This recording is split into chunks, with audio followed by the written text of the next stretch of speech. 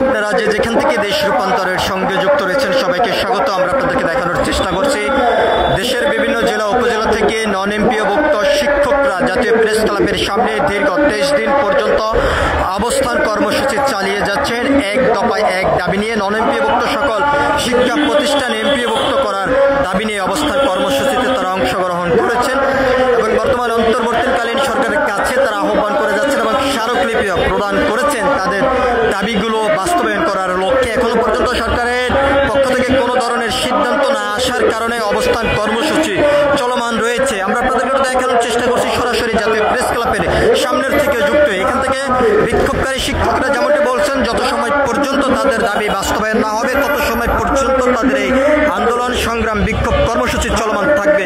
আগামী দিন কাল দুপুর 12টা পর্যন্ত একটি আলটিমেটাম দিয়েছেন। দুপুর 12টার মধ্যে তাদের দাবি বাস্তবায়ন না হলে সচিবালয় তারা ঘেরাও করবেন একটি বিক্ষোভ মিছিল নিয়ে, এমনটি এখান থেকে শিক্ষকরা জানিয়েছেন। এবং এখান থেকে শিক্ষকরা যেমনটি জানিয়েছেন, বারবার তাদেরকে সরকারের পক্ষ থেকে আশ্বস্ত করলো, এখনো পর্যন্ত তার কোনো বাস্তবায়ন না হওয়ার কারণে তারা দীর্ঘ 23 দিন পর্যন্ত জাতীয় প্রেস ক্লাবের সামনে অবস্থান কর্মসূচি চালিয়ে যাচ্ছেন।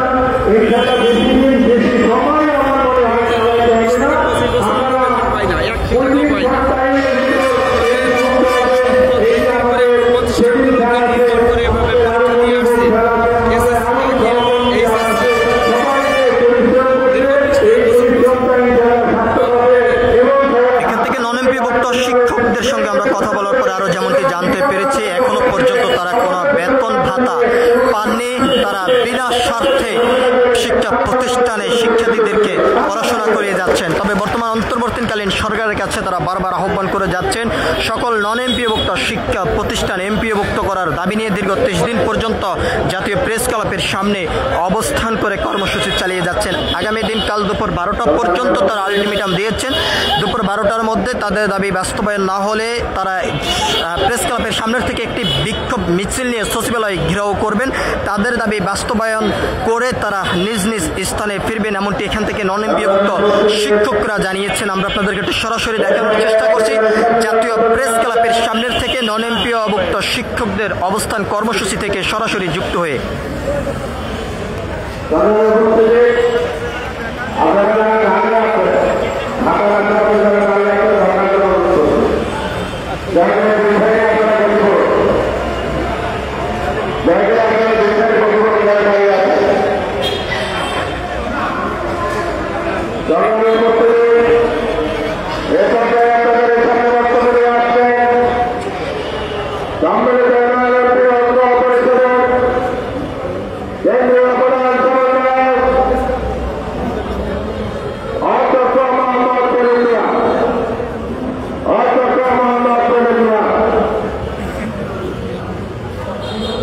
বসেন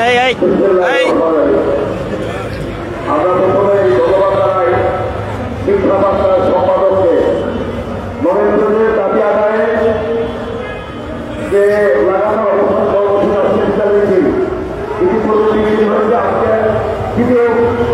পর্যায়ে